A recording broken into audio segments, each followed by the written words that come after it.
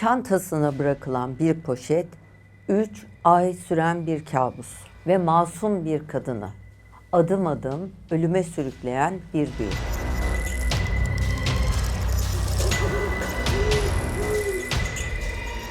Videolarımızı beğenmeyi, hype yapmayı ve Fon Kriminal'e abone olmayı unutmazsanız seviniriz. Siz de hikayelerinizi bizim anlatmamızı isterseniz aşağıda gördüğünüz e-posta adresine gönderebilirsiniz. Bugün anlatacağımız olay Samsun'da geçiyor. Bu hikayenin özelinde şehri değiştirmedik. Çünkü burada çok spesifik noktalar var. O yüzden bu kısmını izleyicimizin de izniyle sizlere olduğu gibi aktarıyoruz. Ama elbette ki isimler değişti. Yıl 2012. Samsun'dayız. Yaren henüz 19 yaşında ve eczanede çalışıyor. Yaren'i şöyle tanıtayım ben size. Çok popüler, çok olumlu, arkadaş canlısı, etrafı tarafından çok sevilen bir genç kız. Şöyle düşünün. Hani kambersiz düğün olmaz gibi bir eğlence, toplanma, bir araya gelme, düğün, dernek olduğu zaman Yaren mutlaka orada. Herkes onunla birlikte vakit geçirmekten çok hoşlanıyor. Özellikle de bir arkadaş grubu var.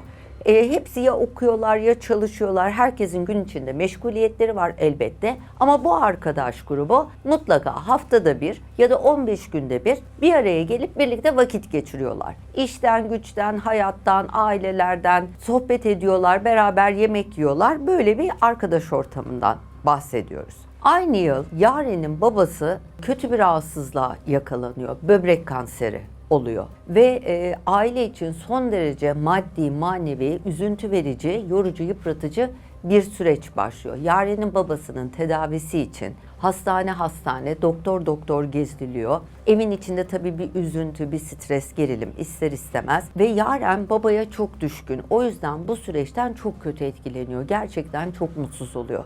Hani babasına yardımcı da olamıyor. Böyle bir gerilimli bir dönemden geçiyorlar. Şimdi babasıyla ilgili şöyle özel bir durum daha var.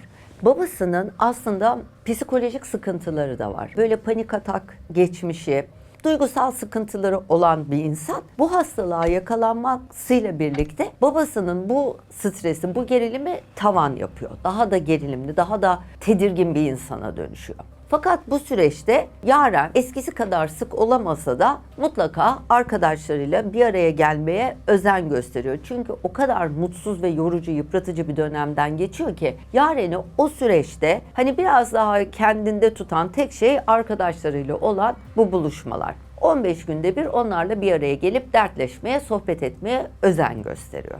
Yine bir gün 5-6 kişilik bir arkadaş grubu hep beraber bir araya gelip beraber önce bir çay bahçesi gibi bir yerde buluşup oradan da yemeğe gitmeye karar veriyorlar. Buluştukları yer bir çay bahçesi. Burası aslında bir caminin üst katı. Caminin üstünde bulunuyor. Fakat buranın tarihinde geriye gittiğiniz zaman buranın eskiden genel ev bölgesi olduğu, zaman içerisinde buranın kamulaştırılma kararı alındı ve sonradan buraya bir camiyle külliyesinin yapıldığı, üst katında da çay bahçesi olduğunu öğreniyoruz. Arkadaşlarıyla Yaren burada buluşuyor. Gelen kızlı erkekli arkadaş grubunun içinde 2 kişi var. Bunlar Hayriye ve Kenan. Hep beraber otururlarken Hayriye ve Kenan müsaade istiyorlar. Biz diyorlar bir çıkıp geliyoruz. Hani tuvalete falan gidecekler gibi düşünüp hani kimse nereye gidiyorsunuz demiyor. Bunlar bir ortadan kayboluyorlar. Bir süre sonra geri geliyorlar. Hatta masada kalanlar da bir merak ediyor. Bunlar nereye gitti, niye bir türlü gelemedi diye. Arıyorlar, cevap gelmiyor. Ve sonra Hayriye ile Kenan masaya geri dönüyor. Ve hep beraber yemeğe gidecekleri yer için ayaklanıyorlar. O esnada Hayriye Yaren'in yanına geliyor. Diyor ki Yaren, çantam yanımda değil. Şu torbayı sen çantana koyar mısın? Yaren de hani tabii diyor, alıyor arkadaşının torbasını çantasına koyuyor. Ondan sonra yemek yenilecek yere gidiyor. Hep beraber yemek yiyorlar, sohbet ediyorlar ve herkes evlerine dağılıyor. Evlerine dağıldıktan sonra Yaren arkadaşının Hayriye'nin ona emanet ettiği torbayı geri vermeyi unuttuğunu, çantasında kaldığını fark ediyor. Ertesi gün işe gittiğinde eczanenin üst katında hani nöbetçi oldukları zaman kaldıkları, yattıkları bir kısım var üstte. Orada hatta elbiselerini, montlarını astıkları bir askı var. Yaren Hayriye'ye vermeyi unutmamak için çantasında olan torbayı askıya asıyor. Bir sonraki buluşmada veririm ya da bir aciliyeti varsa zaten bir geçerken uğrar benden alır diye düşünüyor ve sonra da onu orada unutuyor zaten. Aradan bir hafta 10 gün kadar bir zaman geçiyor. Yaren'de yavaş yavaş yorgunluklar, uykusuzluklar, halsizlikler başlıyor. İştahı kapanıyor. Fakat o dönem baştan da söylediğim gibi zor bir dönem olduğu için Yaren bu durumunu babasının hastalığına, evdeki tansiyona bağlıyor. Çok oralı olmuyor. Daha çok hani vitamin alıp geçmesini beklediği bir sürece giriyor. Bir akşam işten eve geldiğinde apartmandan içeri giriyor. Apartmanı şöyle gözünüzün önünde canlandırın. Şöyle bir 5 metre kadar bir boşluk. Buradan merdivenler aşağıya iniyor. Bodrum kata iniyor. Buradaki merdivenler de yukarı katlara çıkıyor. Ve aşağıya doğru inen taraf karanlık. Yaren merdivenlere doğru şöyle ilerlerken bir anda sanki öyle bir tarif etmiş ki sanki başka bir boyuta geçmiş gibi bir his geliyor Yaren'e. Böyle yürümesiyle beraber sanki etrafındaki atmosfer değişiyor, görüntü değişiyor. Etrafında böyle kalabalık gölgeler, şimşek çakmaları olmaya başlıyor. Yaren bir anda kendini ormanlık bir alandaymış gibi hissediyor ve böyle nefesi kesilecek gibi oluyor ve bu yaşadığı durumdan dolayı çok tedirgin oluyor, panik oluyor, dizlerinin üzerine çöküyor, bayılacak gibi oluyor ve o esnada hemen zaten giriş katta olan halasına seslenmek üzere bağırıyor. Halası hemen çıkıyor, geliyor, Yaren'in koluna giriyor, eve sokuyor, elini yüzünü yıkıyor, Yaren'i bir kendine getiriyor. Şimdi Yaren zaten sağlık sektöründe olduğu için ve babasının da psikolojik rahatsızlıkları olduğu bir geçmişi olduğu için Yaren de bu dönemde zor bir dönemden geçtiği için yaşadıklarını tamamen psikiyatriye bağlıyor doğal olarak. Ben diyor zor bir dönemden geçiyorum. O yüzden diyor böyle garip garip halüsinasyonlar görmeye başladım. Ve ilk işi babasının daha önceden gitmekte olduğu psikiyatristi aramak oluyor. Hemen ona gidiyor, durumunu anlatıyor, evdeki durumu anlatıyor. Psikiyatrist ilaç tedavisine başlıyor. Yaren de ilaçlarına sıkı sıkıya tutunuyor ve tedavisini başlatıyor. Çünkü düzelmek için başka bir yol olmadığını düşünüyor oradan yola çıkarak. Yaren ilaçlara sımsıkı tutunuyor ama daha iyiye gitmiyor. Aksine daha da kötüye gitmeye başlıyor. Zaten iri iri olan gözleri sanki daha da büyüyor. Gözlerinin akı sararmaya başlıyor. Sanki bir hastalık geçiriyormuş gibi sararmaya başlıyor. İştahı kapanıyor, dudakları kuruyor, dudakları çatlayıp kanamaya başlıyor ve vücudunda iltihaplı, irinli yaralar açılmaya başlıyor. Günler geçtikçe Yaren'in yaşadıklarına bir de korkular eklenmeye başlıyor. Tek başına kalamaz oluyor. Karanlıkta kalamaz oluyor. Sürekli etrafında bir yerlerde mutlaka bir ışık açık bırakıyor.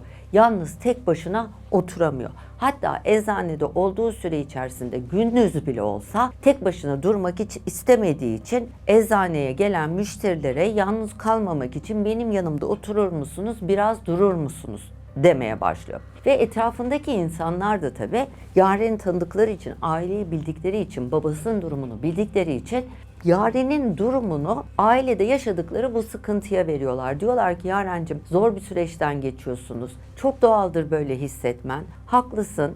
İşte istirahat etmeye çalış. Metin ol. Bak baban iyi olacak. Sen merak etme. Hani kendine de iyi bak. Kendini de bu kadar helak etme diye insanlar da Yaren'e destek olmaya çalışıyorlar. Yarenlerin oturduğu evin çatısı böyle bir düzlük. Hani balkon olarak da balkon gibi de hani büyük bir teras gibi de daha doğrusu balkon demeyeyim teras gibi de kullanılabiliyor. Bir gün Yaren'in babası arkadaşlarıyla beraber bu evin çatısında mangal yapıyorlar. Güzel de vakit geçiriyorlar, keyifli de vakit geçiriyorlar. Böyle gülüşmeler, esprileşmeler. Babası da o gün kendini daha iyi hissediyor ve daha iyi vakit geçiriyor.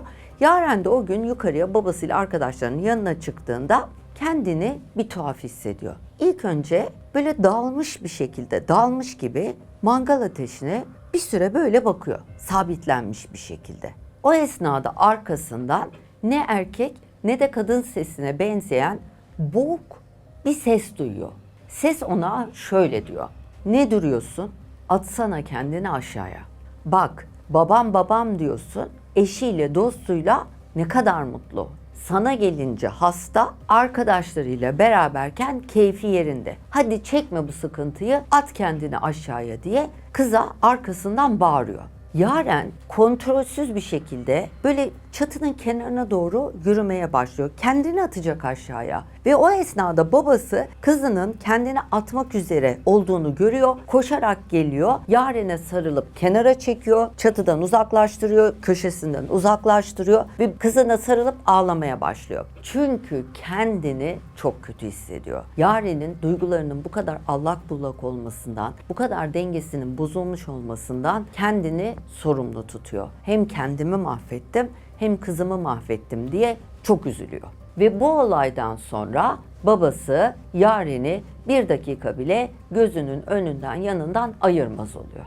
Yaren bu yaşadığı durumu gittiği psikiyatriste anlatıyor tabii ki ve bunun üzerine yaşadıklarını, bu duyduğu sesleri, görüntüleri tabii ki ilaçların yan etkisine bağlıyorlar. Öyle olunca ilaç değişiklikleri söz konusu oluyor. Fakat Yaren durumu şöyle anlatıyor. Bir ilaçtan bir ilaca geçerken tabii ki o alışma sürecinde vücudum da organlarım da iflas etmeye başladı. Ben her geçen gün hem psikolojik olarak hem bedenen daha kötü olmaya başladım. Bedenimde döküntüler devam etmeye başladı. Kusmalar başladı, uykusuzluk başladı, iştahsızlık daha da arttı. Çok zor bir dönemden geçiyor Yaren. Bir gün Yaren işten eve yürürken eski bir mezarlığın önünden geçiyor. Bu mezarlığın içinde Şeyh Seyyid Kutbettin Hazretlerinin türbesi var. Yaren bu mezarlığın yukarısında oturuyor. Babası da o caminin imamıyla ve cemaatiyle çok yakın. Yaren bu yokuştan yukarı doğru çıkarken tekrar hani o apartmana girdiği zaman sanki başka bir boyuta geçmiş gibi bir duyguya geçmişti ya, başta anlatmıştık. Aynen öyle bir duyguya geçiyor mezarlığın önünden geçerken. Sanki tekrar etrafında karaltılar, gölgeler olmuş, başka bir boyuta geçmiş, başka bir yerden yürüyormuş gibi bir duyguya geçiyor ve o anda etrafından kulağına fısıldanan sesler duymaya başlıyor. Sesler Yaren'e bunları neden çekiyorsun? Ölsen kurtulacaksın, ölürsen rahat edeceksin, eve git kendini çatıdan at diye vesvese verip telkin yapmaya başlıyorlar. Yaren neye uğradığını şaşırıyor. İyice asabı bozuluyor, ağlamaya başlıyor ve bulunduğu yerde düşüp bayılıyor. Biraz ileride bir taksi durağı var. O taksi durağındakiler de tabii Yaren'i, ailesini tanıyorlar. Taksicilerden bir tanesi geliyor, Yaren'i kucakladığı gibi evine götürüyor. Aradan yaklaşık bir ay geçiyor. Yaren'in sosyal hayatı tamamen bitmiş durumda. Arkadaşlarıyla görüşemez hale geliyor çünkü hali yok. Yaren 39 kiloya düşmüş. Ağzı burnu kupkuru, ağzının içi yara dolu, aft dolu. Vücudundaki yaralar, iltihaplar gün geçtikçe daha kötüye gidiyor. Zaten kurumuş, kalmış, yani kendini iyileştirecek hali yok. Kendini metabolizması, bünyesi allak bullak olmuş durumda. Doktor geziyor. Babası ayrı doktor geziyor. Yaren ayrı doktor geziyor ve hiçbir şekilde kendini toparlayamıyor. Yaren'in kendini iyi hissettiği, biraz daha normal bir insan gibi hissettiği tek yer iş yeri. Ne kadar bitkin, halsiz, yorgun olursa olsun mutlaka gün içinde iş yerine uğruyor. Eczanenin sahibi de onun gelip gitmesini, sosyal hayattan kopmamasını istediği için bu gidiş gelişleri teşvik ediyor. Kız perişan halde, gidip bir yerde çalışacak hali yok ama hani oraya da gitmese, arkadaşlarıyla da irtibatı kesse, insanlar da korkuyorlar kendini öldürecek, bir yerden atacak diye. Dolayısıyla eczaneye gidip gelmeye devam ediyor. Bir gün yine eczaneye gittiğinde Yaren'in şu anda rahmetli olduğunu söylediği bir yakını, Emine teyzesi, Yaren'in eczanede olduğunu görünce camdan içeri geliyor. Diyor ki kızım bu ne hal? Bu ne hal? Ne oluyor? Yaren de diyor ki işte böyle oldum falan. Diyor ki kadıncağız rahmetli, kızım diyor, herkesin diyor babası Allah'ın rahmetine kavuşuyor ya da annesi. Hani bu hale gelecek kadar niye sen bunu yapıyorsun diyor ya, bir kendine gel diyor. Fakat bakıyor ki kızın hali de hal değil artık, yüz göz de iyice solmuş. Çantasından bir tesbih çıkarıyor. Tesbihi Yaren'e veriyor. Diyor ki bak bana diyor itimat et, ilaçlarını alıyorsun, tedavilerini görüyorsun. Ama diyor böyle bir Allah da içine bir ferahlık versin, bir rahatlık versin diye sen gel beni dinle, sen tesbihle sürekli olarak hu şafi çek diyor. Ve bu Yaren'in de tabii aklına yatıyor, kendini iyi hissettireceğini düşünüyor. Çünkü ilaçlarını zaten alıyor. Bu da hani bir yardım, destek, bir psikolojik bir iyilik. Sürekli olarak tesbih çekmeye başlıyor. Kısa bir süre sonra Yaren Facebook'tan aslında devlet memuru olan ama hoca olduğunu söyleyen birisiyle tanışıyor.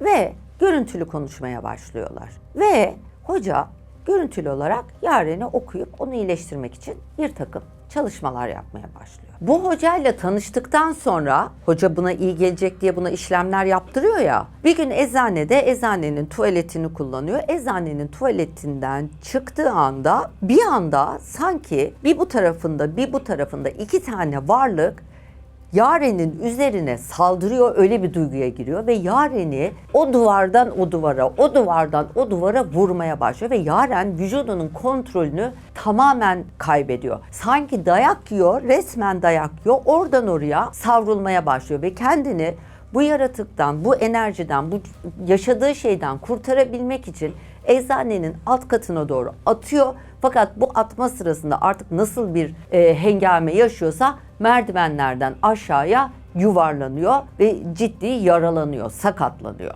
Ve tabii ki hastaneye kaldırıldığı bir süreç oluyor. Bu olaydan sonra Yaren iyice dengesini kaybediyor. Diyor ki aklınca, beni diyor Facebook'taki hoca da kurtaramadıysa, şimdi Yaren'i de burada çok şey yapmak istemiyorum. Yani kız ilaçlarını almış vesaire de hani Facebook'tan hoca nedir yani? Biri diyor bu kurtaramadıysa eğer diyor ben diyor öleyim artık diyor. Ben öleyim kurtulayım bari diyor.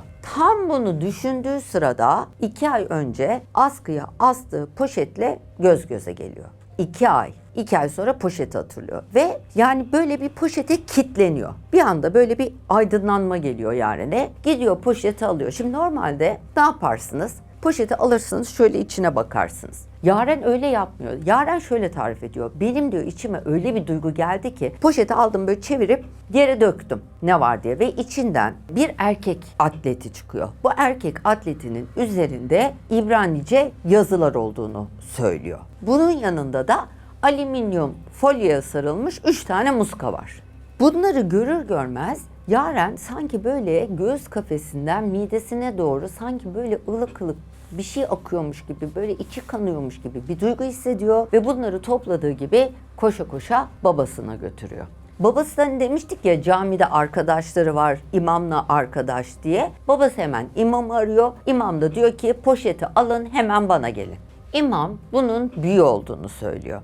Çeşitli okumalar yapıyor, çeşitli kendi bildiği şeyleri uyguluyor ve ondan sonra bu malzemeleri, materyalleri eski mezarlıklardan bir tanesine gömdüklerini söylüyor Yaren bize. Yaren o geceden sonra ilk defa kendini iyi hissediyor. Doğru düzgün bir yemek yiyor. Bir abdest alıyor, güzel dualarını, surelerini okuyor ve huzurlu bir uyku uyuyor aylar sonra.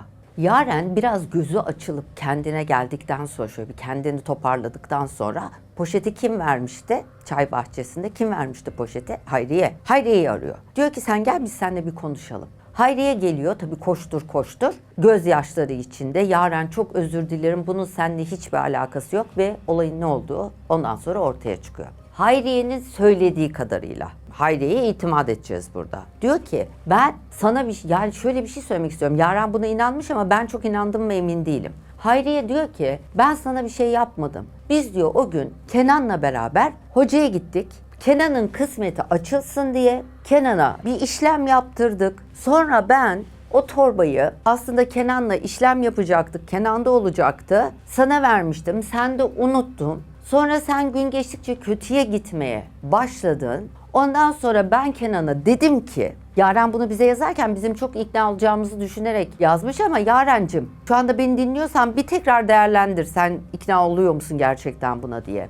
Demiş ki Kenan Yaren mahvoldu. Gel gidelim torbayı alalım. Kenan da demiş ki yok gitmeyelim. Şimdi o kötülükler bize olur. Onlar dursun orada kendiliğinden geçer demiş. O yüzden de onlar beklemişler. Şimdi de Yaren düzeldiği için çok üzgünmüş Hayriye. Aslında konunun Yaren'le hiç ilgisi yokmuş. Onlar kendiliklerinden Kenan'ın kısmeti açılsın diye bir şey yaparlarken yanlışlıkla Yaren'de unutmuşlar torbayı. Bizim Yaren de, bizim sevgili izleyicimiz buna ikna olmuş durumda. Ben olmadım. Şimdi Yaren çok iyi niyetli, güzel gönüllü iyi huylu bir kız olduğu için ve genç de bir arkadaşımız olduğu için olayları her iyi huylu genç kız gibi böyle bir yerden alması, değerlendirmesi şaşılacak bir şey değil elbette. Fakat bizlerin yaşına geldiğiniz zaman tabii ister istemez tecrübeyle insanlara biraz daha az güvenmeyi, insanlara karşı biraz daha soru işaretleriyle yaklaşmayı, bu yanlışlıklara, hatalara biraz daha acaba kasıt var mı diye bakmayı ister istemez 52-53 yaşından sonra hayat size zorluklarla öğretiyor. Bunu da böyle bir dipnot olarak buraya ekleyeyim. Yaren Hayriye'ye kızıyor tabii. Yani bu söylediği şeylere ikna oluyor. Yani bir kasıt olmadığına, Yaren'in şahsına bir şey yapılmadığına ikna oluyor. Fakat tabii çok kızıyor. Diyor ki ya diyor ben ne hale geldim? Ben bu hale gelmişken, 39 kiloya düşmüşken, ağzım burnum kurumuşken sen diyor nasıl durdun yerinde diyor yani. Nasıl diyor gelip diyor bunu buradan almadın da beni bu hale terk edebildin diyor. İşte Hayriye ağlıyor, zırlıyor bir şeyler. Yaren babasına gidiyor. Diyor ki çok içine oturuyor Yaren'in de bu olanlar. Şeyi de bozdular ya. Yaren bize şöyle diyor. Vallahi diyor o kadar diyor o dönem kızdım ki ben bu olana bitene. Babama dedim ki baba şu büyüleri yok etmeden önce bunları böyle bir hocaya götürelim. Bunları ters çevirttirelim. Biz de onlara geri döndürttürelim. Ettiklerini çeksinler diye kalbimden geçti ne yalan söyleyeyim diyor. Ama babası tabii babası da düzgün bir insan olduğu için o dönem Yaren'e demiş ki yok kızım onlar bir hata yapmışlar. Günaha girmişler. Biz aynı günaha girmeyelim. Bize yakışmaz. Bizim ailemize yakışmaz. O yüzden yok yani Allah bilsin, Allah affetsin, Allah görsün. Biz hiç bu işlere girmeyelim diyor. Yaren'e engel oluyor. Yaren'in hikayesinde bize en çok ürkütücü gelen şey bazı insanların size çok yakın olsa bile bilip de susması. Çünkü bazen kötülük sadece yapanın elinden çıkmıyor. Bazen korkup susanların sessizliğiyle büyüyor.